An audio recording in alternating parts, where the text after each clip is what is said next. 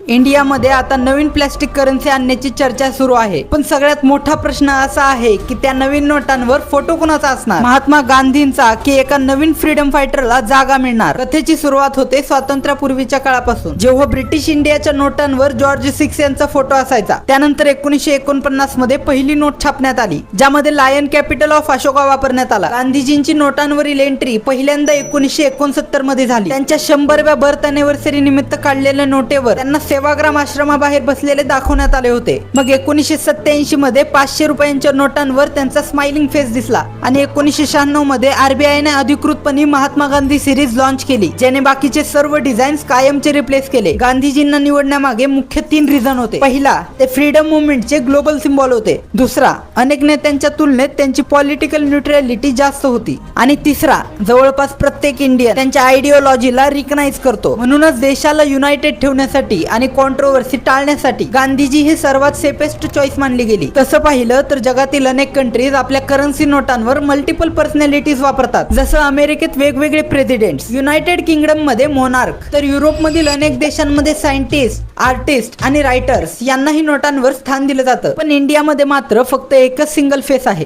तर कमेंट मध्ये नक्की सांगा, उद्या नवीन करन्सी आली तर त्यावर फोटो कुणाचा असायला हवा।